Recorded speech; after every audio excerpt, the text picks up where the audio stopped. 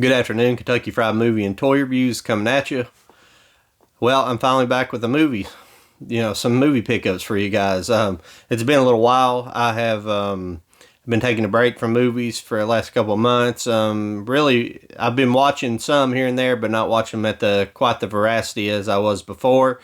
It's not going to be an ongoing situation, but I did take a break over the summer a little bit by watching movies and things like that. I know I was focusing a little more on toys, trying to get the toy portion of my site going, but I'm back with some more pickups here for you guys today. I kind of run through these pickups and talk about them, kind of where I got them, things like that. Most of these are Amazon pickups. I've been ordering quite a bit from Amazon. I haven't been going out to stores as much and picking up things.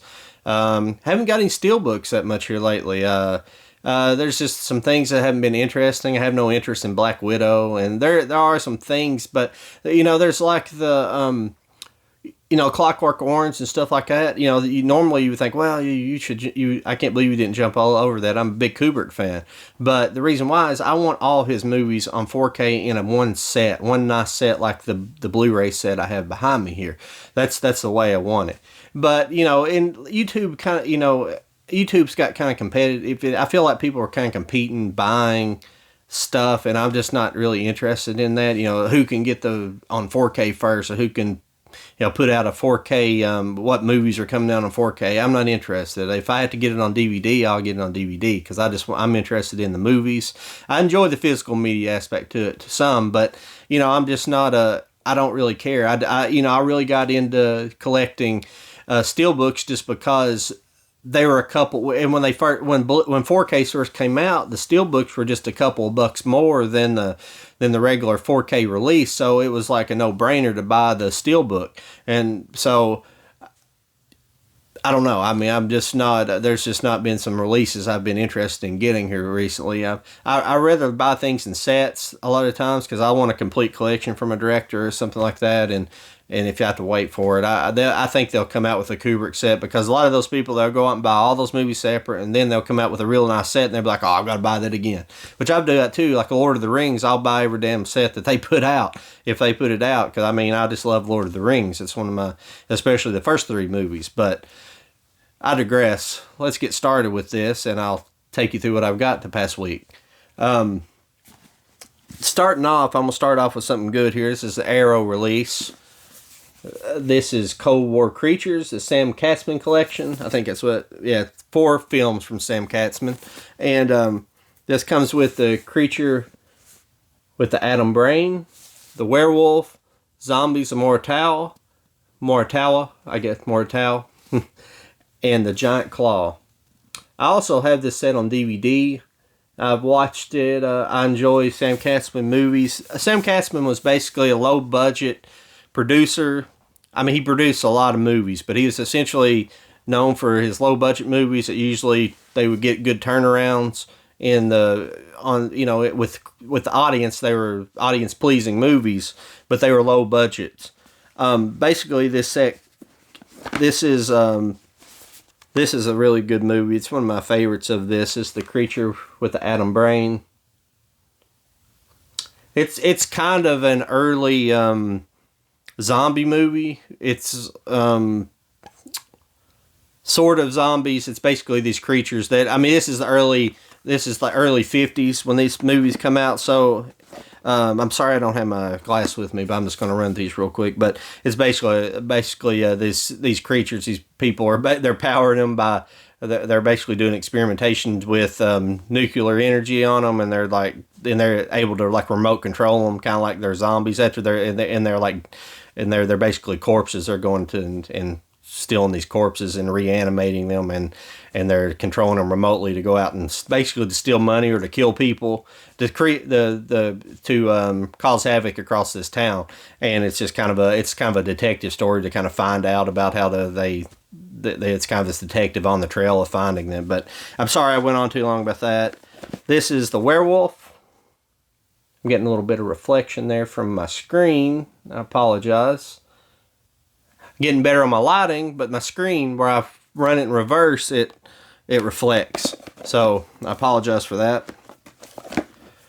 Zombies Immortal. This was a zombie movie, but this is more of a, I guess, told more like the zombie tales of, it's like more like human possession, more of the classical zombie tales than more than science fiction zombies or horror zombies. It's I'm not thinking of the right word for it right now. I apologize, but it's yeah, it's kind of like the more of a traditional zombie tale of I guess witch doctor, like that kind of zombie tale. And the last here is the Giant Claw. I wasn't showing you the back of these. The Giant Claw is like a big, I think they described it as a big, this is the one I haven't watched in both of my sets. And I need to get around to because it's cheesy, but it's just like, basically they call it like a big giant turkey. Here's some of the inside artwork here. I didn't show you the rest. And these are reversible artworks as well. Looks like you get kind of the original poster artwork there. I'm getting ahead of myself because I've got so much to show you guys. I don't want to waste. It comes with a couple of nice books as well. This kind of the documentation. This is pretty much the story of it, of all of Sam Katzman's movies here, his productions. And the other booklet here is a photo essay book here of the making of it. Let me try to find one of the Giant Claw. I think they have a good picture of the big bird. There's a better picture of the artwork, as you can see here. I think basically in the movie it's just like it appears with, like you see a lot of times, it's just the big claw coming in. It's like, and that's kind of all you see is like the big claw. Pretty cool. I love these old sci-fis. And I was thinking earlier, I like sci-fi, I like creatures. I think creature movies, even in horror, is what I prefer more. As people know, I'm not a massive horror collector. I don't hate horror. I appreciate it for what it is, especially some of the low budget stuff being made. But I think one of the main things I don't like in horror is, and this is coming from somebody, I'm not like a very religious person. I'm more agnostic in anything, and it's not like it's offending my religious senses, but I don't care about demonic stuff. Like there's a lot of movies that are demonic. I just don't care for that. Like I'm not a big listener to like metal music and stuff. It's just how I am. I'm just not that. I'm not geared that way towards it. But everybody who loves it, that's fine. It's fun stuff for you. It's just as a kid, I just wasn't. After a while, I wasn't really turned, because I kind of ran into like the Faces of Death, movies and things like that. I guess I got desensitized to it, and it just wasn't that interesting. I'm just more interested in like a really good, crime story or a good Western or just a really well written. And a lot of times, horror movies they're more focused on the terror and like the blood and guts than more of the plot. And if that's what you're into, that's great. It's just not. I have no problem with it. More power to you guys if you're liking that stuff. But I'm gonna run through. These are some sets that I picked up here. This is Ultraman 80.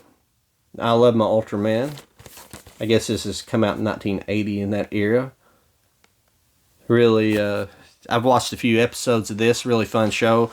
I pick up all this Ultraman, but I haven't seen most of it because it's always Japanese, and most people haven't seen unless you had certain kind of channels growing up, which I had not hardly any TV channels. That's why a lot of the stuff people will talk about seeing as a kid, I haven't seen it, because that's why I got into collecting Mystery Science Theater, because I didn't have Mystery Science Theater growing up so much until my late teens. I didn't have Comedy Central where I lived. But here's another one I didn't really watch when it was on too much. I picked up an episode here and there. I had a roommate that watched it. But this is Beast Wars Season 1. Beast Wars Season 2. Like my Transformers. Just trying to collect a bunch of the Transformers stuff, where I've been collecting a lot of Transformers toys. Some of my favorites in my childhood, I guess, is Transformers. Now this was a series that came out. This is an anime Transformers. This is Energon, or excuse me, this is Armada. This is Energon, which comes with the slip cover. The only one that had a slip cover. I think they all supposed to have it, but that's just how they came, and that's no problem with me. And this was all, and these are multiple seasons in these boxes, but these are 3 trilogy, just like the new War for Cybertron, Kingdom and all that stuff. That's a trilogy as well. But these are anime. They're pretty decent. They're not. I haven't watched all of them, obviously, because there's a lot of stuff to watch here. They're decent. They're decent cartoons. They look pretty good, but there's a lot of human interaction, like the anime. The anime human. So it's a little. If you watch anime, kind of is. It's a little. Especially being more kid driven, it can be annoying at times. It's more human interaction with them than the Transformers. You'd like to see more Transformers than the human stuff, but that's kind of how it goes with that. Here are some DVD pickups. I'm sorry I'm flying through this stuff, but this is one I've been talking about the Garbage Pail Kids here lately. And I picked up this movie. I found out about it. This is called 30 Years of Garbage. This is an excellent DVD documentary about the Garbage Pail Kids, their creation, foundation, everything that leads up to the Garbage Pail Kids, up to the movie. They talk about the movie, everything, and the things you find out about the movie. The movie was, you've seen it. I know some people talk about it like it's like some kind of. I hate when things get made into like cult favorites and things like that. Some deserve it, like UHF. Weird Al Yankovic's UHF, that's a good movie. It didn't do good in the box office, but it probably could have if it was marketed a different time, marketed a different way. But like Garbage Pail Kid movies, it's not very good, but they kind of explain why. It's because the director of it was basically, he was an older guy who was getting to the point of where he was about to retire, but he needed one more movie to fill in his to get his insurance from the Directors Guild, and he needed one more movie, and they say he basically didn't give a crap about the movie, didn't understand it, so and you can kind of see it reflected in the movie, the way it's cut. There's nonsensical stuff in it. Things happen. There's just cut scenes where there's not any there's no coverage, so you don't understand how a character gets to one side of the town to the other, and just like a blink of the eye, things that's a little bit annoying when it comes to continuity. Sometimes I really get annoyed at continuity errors in movies that could easily be solved by either just an easy scene shot or pickup coverage, something like that. But it's missing. Probably wasn't there. The people who'd edited the movie probably just had to put together what they had. So. This is an excellent documentary. Highly recommend you pick this up off Amazon. It's really good. The next DVD here is Body Slam. This is a GCAP recap. This is one that he talked about in his wrestling live stream, and I picked it up. This does have Dirk Benedict, Tanya Roberts, but mainly Dirk Benedict. Tanya Roberts, I don't know why. I mean, her character's not real big here, but Roddy Piper's in it. Roddy Piper's character, his character in this has a much bigger role than Tanya Roberts. But Dirk Benedict, he was Face from the A-Team, if you remember it. If you can recognize him in that picture there. I think you can see some of them. It's got several like Captain Lou Albana's in it and some other wrestlers from the era. This is what's interesting about these older wrestling movies, and is I find that the earlier wrestling movies, they still did this kind of before kayfabe was like realized, and people didn't really know it was fake, and it was kind of rigged. I mean, I'm not gonna get an argument about it's fake or not. It's predetermined. So I mean, the physicality's real, but it's still predetermined outcome. So people didn't know about that stuff back in the day, and they thought it was like real, things that happened were real. So that's how these movies, older wrestling movies, are kind of depicted. Is the violence is real in the ring. There's no, but basically, Body Slam is Dirk Benedict's character is basically a kind of a slime ball manager in a way. He's always he like manages a rock band or something like that. And then he then he hooks up with Roddy Piper's character on accident and ends up offering his services. He talks a real good game to people, and they're like real trustworthy to him. So he ends up kind of finding success in the wrestling game. And also he incorporates in his rock band into it, and they kind of have this whole rock and wrestling thing, and they get really big success with this. And the other managers don't like him. Like Lou Albano's a manager in this, and Captain Lou Albano, if you guys remember him as Mario, if you guys remember the Super Mario Brothers show way back in the day in the 80s, really cool show. I'd actually like to have it on DVD. I think they do actually have it somewhere. But the next one, there is one more wrestling movie. This is one, when I was looking at Body Slam, I just ran into. This is called The Wrestler. This one, Dusty Rhodes, Superstar Billy Graham, Ric Flair, Ken Pantera, Dory Funk Jr., all the wrestlers are listed here. I apologize, I can't remember. Yeah, Ed Asner, excuse me. I should have knew his name without. But, Ed Asner here. He's like a wrestling promoter. Like, I guess at the time, it's like I think it's supposed to be like out of Minneapolis, where there was kind of a big area for wrestling back in the like late 70s, or like in the 70s and 80s. It was like a big territory for wrestling. So that's where it kind of takes place. And he's just like, he's this guy right here. I don't know his name. I apologize, but he's like the champion, and he's like been champion for a long time. And they're trying to figure out ways maybe to dethrone him and all this stuff. And and this is also depicted as like real. People die in the ring and stuff in this, and it's a pretty fun little movie. Really bad quality. This looked like it was ripped directly from a videotape. Without the tracking lines, but it's horrible quality. It's not been transferred anything. It's pretty bad. The next up, we'll get out of the wrestling movies here. Next up here is an Alan Ladd movie. This is Drumbeat. I have not watched this yet. I apologize to Mike's Blu-rays, Dag Films. He pointed this out, and I just haven't sat down and watched it yet. Like I say, I'm getting behind on my watching here. Looks like a pretty good movie. I think the reason why he pointed this out, it is an Alan Ladd movie, but I think Charles Bronson, this is Charles Bronson, one of his early roles, and maybe, I think he's not listed as Charles Bronson. This is when he used his original name, his real name, I guess. But I'm interested in taking a look at that.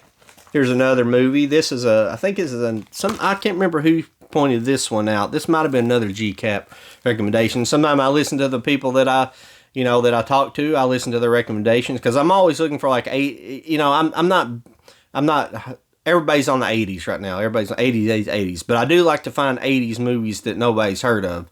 And like GCAP's kind of on that spectrum, excuse me.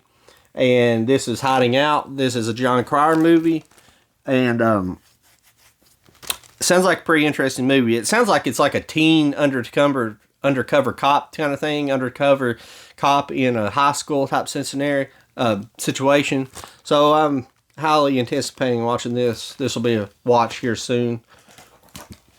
Now the next two movies here are actually, I filmed these too, but I probably won't include this film footage on this.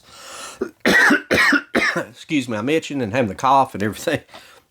But these are Dollar Tree finds, or Dollar General finds. This was just this is a Three Stooges collection. It's just 3 shorts, but they've been restored into color. So I thought it was an interesting find. It was $6. It's interesting. Some of their DVDs, if you guys go into Dollar General's, their DVDs prices are weird. Like they'll have like $3, $4 Blu-rays and then like $8, $10 DVDs. It don't make any sense. But I thought this was pretty interesting. It includes Violent in the word curly. Violent is the word for curly, excuse me. The Nazi Spy. It's supposed to be like the Nazi Spy. The Nazi Spy. No Senses and Feelings. No nasty spy. No nasty spy. should be a fun little watch. Which I have I think I have pretty much all the Three Stooges in a box set. And let's see here. The other one I picked up, I don't know anything about this. It looks like some kind of car type movie, drama. I don't know. I did pay $8 for it, but I kind of picked it up anyways. It was called Flywheel. Don't know much about it. It's just, I don't know, coming age story, I guess. I don't know. Excuse me. Well, that's it for my DVDs here. Let's run through the Blu-rays I picked up. Mostly Amazon pickups. The first one up here is One Crazy Summer. This is another 80s movie I hadn't seen. It's really good. It's John Cusack, Demi Moore, Bobcat Goldthwait. Yeah, this movie is pretty wild. It's One Crazy Summer pretty much sums it up. But it's basically it's like a summer trip to Martha's Vineyard, I believe. I believe they go to Martha's Vineyard or one of those like Long Island up in that area of New York. But they go to it for the summer. And it's really funny. It's just a lot of slapstick humor. And I think what makes it kind of funny, and some people, you know how I have a continuity issue error, there is some of that in this movie. It's like a lot of scenes just cut together. It's like they filmed a bunch of scenes and then they just cut them together. And sometimes things jump around, some scenes jump one to another, and there's no like real explanation how for the setup for the next scene. But it actually in this movie it kind of makes it funnier because I think it's made on purpose that way. I think they made it like that, and it's just a funny movie. Bobcat Goldthwait's hilarious. The whole movie's just hilarious. Just a lot of crazy goings on. They have the crazy uncle who keeps wanting to call into the radio station to win the $1 million, and he's just sitting in this room. He just sits in this room by himself next to the phone, sitting there at a table like the whole time. And I mean, it's just crazy stuff like that. Just funny stuff. They go to dinner. They invite somebody to dinner at their aunt's house. They're staying at one of the characters here, his aunt. They're staying at their aunt's house, and and at the end of the meal, like she hands him a check to, this little crazy humor like that. I like that stuff. The next up, I haven't checked it out yet on Blu-ray. I've seen it, and I've seen it a long time ago. This is Pauly Shore, Stephen Baldwin, Biodome. I had to pick it up because I try to pick up the Pauly Shore movies on Blu-ray when I can. Still waiting for Encino Man. They released this before Encino Man. Maybe Encino Man, if somebody can correct me, it could be on Blu-ray by now. I haven't seen it. I haven't bought it. But this is Biodome. For what I remember, it was a pretty bad movie, but it's, sometimes I enjoy watching those kind of silly movies, especially Pauly Shore.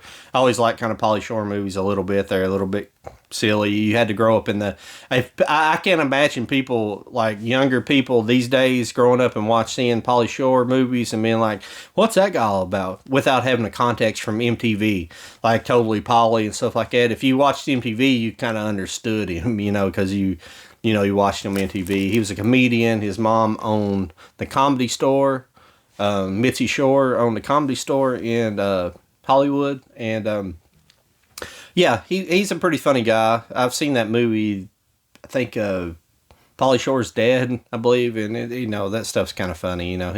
He always caught me, tickling my funny bone just a little bit. He's a little crazy, a little goofy, but it was what it was. It was the 80s. It's funny. This is another 80s movie. This is called Ski School.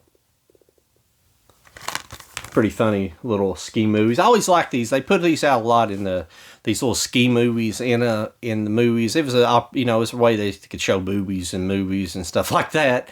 It seemed like the excuse. This movie, somebody said, "Oh, this is probably the best of these movies." I disagree. There were better ones. I think Hot Dog the movie is better than this, and Aspen Extreme's not so much a comedy, more of a drama, but it's in Aspen Extreme. I don't know how theatrical this was or not, if it was released to theater, but they're always fun. They got funny moments in them, stuff. It's like this. It's basically another telling of the slobs versus the snobs. Basically, it's the whole Caddyshack kind of thing.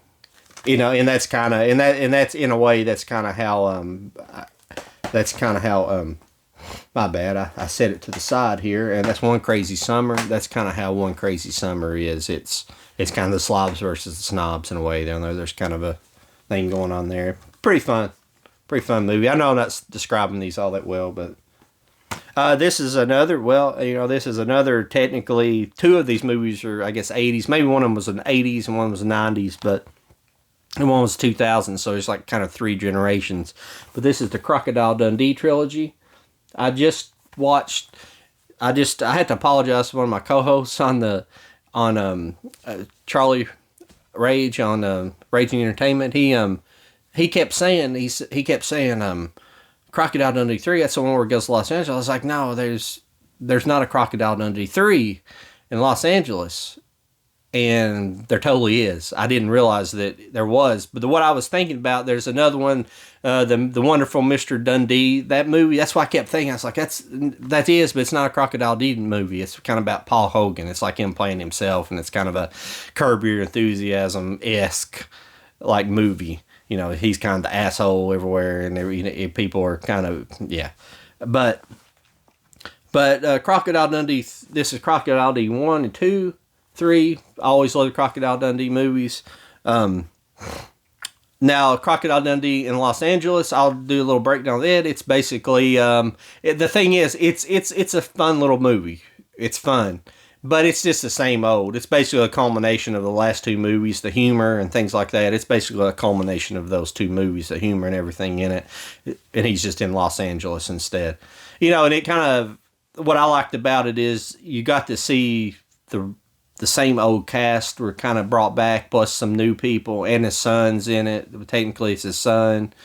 And, they go to Los Angeles, and it just, it's kind of those kind of same Crocodile Dundee antics. He brings in another fellow that's at the beginning of the movie he comes over to, and they're kind of get into the same kind of, they're going to, this is a knife kind of stuff, those kind of scenes, but it's funny where it is.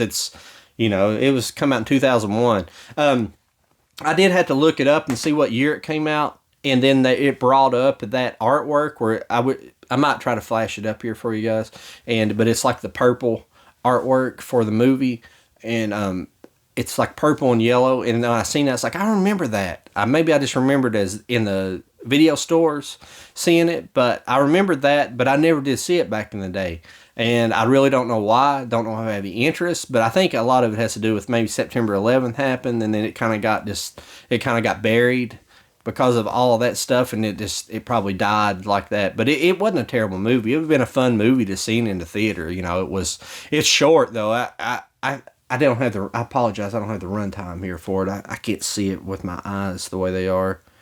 It couldn't have been no more than an hour and a half long. It was pretty short. So sometimes the comedy's short and sweet's nice. Sometimes a little longer. But moving on here, this is another pickup in my Warner Brothers archive collection. This is William Powell, Myrna Loy, Shadow of the Thin Man. Like I've told other people, I've been kind of disappointed in having to pick these up like one at a time. Because I have the Laserdisc collection over here. If I could pick it up real quick, I'd grab it for you, but I don't see it right off the bat. But these are hilarious movies. They're kind of a lot of drinking going on, like they're high socialites and crime solving. They're fun movies. If you've never seen the Thin Man series, they're excellent. They're excellent movies. I think there's 4 or 5 in the whole series, and this was the next installment, but I have bought all of them separately so far. If they do make a nice box set for them, I'll probably rebuy it in the box set and keep these. I like these Warner Archive discs, especially the Blu-rays, because you actually get a Blu-ray, not like a burned disc like a lot of the Warner Archives DVDs. The next up, I've shown this before. This is nothing special. It's not opened yet. This is the Paramount Presents Bugsy Malone, Jodie Foster, Scott Baio. I'll have to watch this here soon. I haven't watched it in a long time, and I can't remember a lot of it, but it looks like fun. Looks like a fun little movie, so we'll be checking that out here soon. I love these Paramount Presents. Like I've said before, I wish the Paramount Presents was, I wish they had kind of put it into, just made them 4K discs instead of making them. I guess they did it on a price point and they're just 4K transfers. But they have the discs are nice. You know, you get the clear case and the fold open cover, which I should have opened it up. I'll open it real quick for you guys here, and because I'm intrigued to see what the original poster art was. I can't remember it. I can't remember the original poster art, but I love. It's got another layer of cellophane in the inside of that. It's weird. There's the back of the box, and here we go. Yeah, there's your original poster art. Really nice. Bugsy Malone. Pretty cool. I'm interested in taking a look at that. This is another one that's recommended by Dag Films. Mike, over there, if you watch this, I appreciate it. This is The Proposition. I have not watched this yet. That's how far behind. You know, I'm getting behind. It's pathetic. I've got to sit down and watch movies and quit buying them. This is The Proposition. It's Guy Ritchie. Guy Pearce. Who did direct this? For some reason, it strikes me as a Guy Ritchie film, but it's not. But this is an Australian Western. I think it looks like kind of more of a modern day. Well, it looks like a Western. But it's set in the Australian outback. So I'm highly interested in watching that. I really like that kind of stuff. Sucks what's going on with Australia right now. They feel for those people over there. The next one is here. This is a TV show. This is 11/22/63. This is Stephen King and J.J. Abrams. I'm not a big, you know how I feel about Jar Jar Abrams. Not a big fan of what he's done to Star Wars and Star Trek, and people in my circle, we call his company Bad Reboot, not Bad Robot. But this movie here, it's supposed to, what it is, it's kind of a quantum leap, kind of weird telling. I don't know. I haven't read the book. I like to read it. I have a feeling it's a bit different, but essentially, excuse me, my bad. James Franco. James Franco is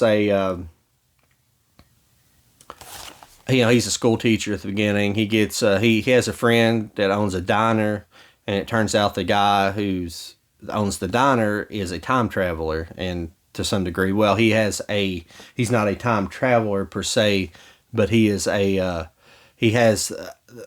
closet in the back of his store that leads to like 11. It's like 3 years before the assassination of President Kennedy. So he keeps time, whenever he time travels to that date, no matter how long he stays in the past, when he comes back, it's only like 6 minutes has passed in present time. So he's been traveling back. But the thing is what is goofy about it is, some of the setup for the conspiratorial stuff and stuff, but that's in my wheelhouse. I've read so many books. It's one of the things I'm extremely fascinated about. But the problem with it is some of the things he's like, well, you need to go back and, he puts him on as his dying wish. He comes back with cancer. When he comes back on his last, had been diagnosed on cancer on his last trip back. And he's like a dying man by the time he gets back. And he sends James Franco on a mission. He basically coerces Franco into doing this. And he sends him on a certain kind of mission. Well, didn't you figure some of the... Because, in reality, there's a scene where it shows where I could have killed Kennedy. I could have killed Oswald here, and if it's not stopped anything, we could have proved if he killed Oswald, had the opportunity. He said, well, I don't want to do that,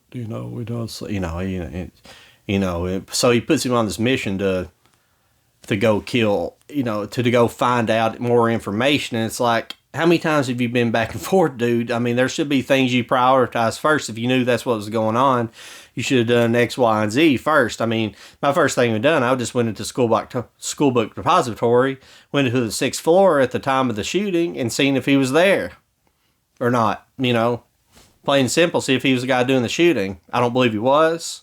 I think there's plenty of proof that he wasn't, but that's nor the time or place for it here. But it's you know, that's all you did have to do to prove that part, and then you go back and come back and kill him.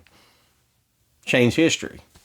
That's all you had to do. You didn't have to go through all this fucking investigative work, because by the time if this was written in the 80s, whatever, all this conspiracy, you know, the information for the conspiracy hasn't changed at all throughout the years. Even the House Select Committee for Assassinations, that was by the government in the late 70s, concluded there was a conspiracy.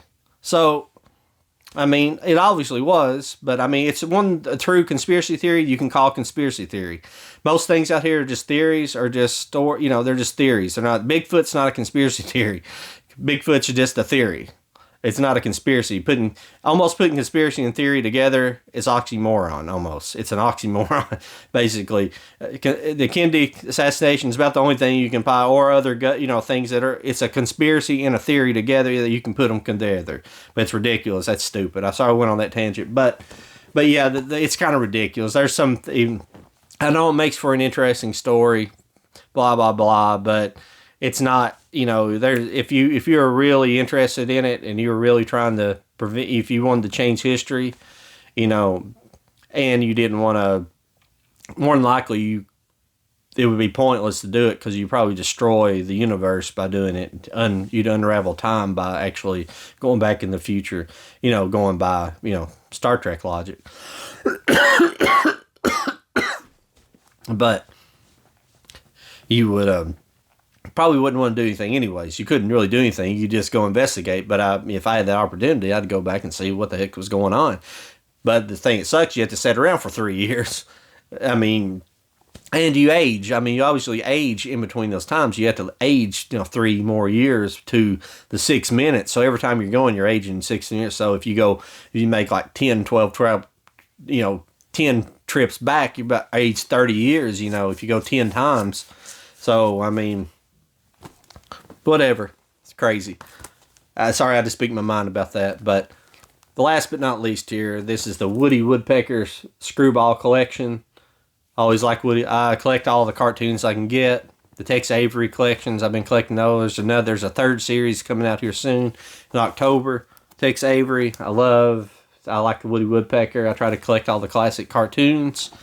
I say here in the future they'll be difficult to find, because sometimes the content isn't suitable for modern audiences. So I collect all that I can get. Bugs Bunny, anything. I have a bunch of stuff over here on Laserdisc. But thanks for listening to me ramble on today about the conspiracies and movies, I guess. And hopefully maybe I'm going to do, I like to do me and Gary from Gary's Movie Emporium is supposed to be doing like one of these days. We've been talking about it for months, about doing like a kind of a UFO he wanted to do like a UFO live stream and stuff like that. I like to kind of do something like that, do something different. I like to do more than just one. I don't want to do one. I just getting people together, putting it together. I don't know. It's just an interesting subject. You can feel one way or another about it. I'm sometimes I can be a little skeptical. I want to have the proof, but I want to see it with my own eyes. Kind of skeptical. I'm a little skeptic about that stuff. I listen to the scientific arguments about it, and then kind of break those scientific arguments down a little bit and see like, well, you can, but blah, blah, blah. I'm sorry, I'm going on. But appreciate you guys checking out the channel, and make sure you guys like, share, and subscribe. I didn't say that at the beginning. I didn't, but whatever. Hit that subscribe button. Hit the notification bell. And I'm going to get out of here and talk to you guys later. See ya.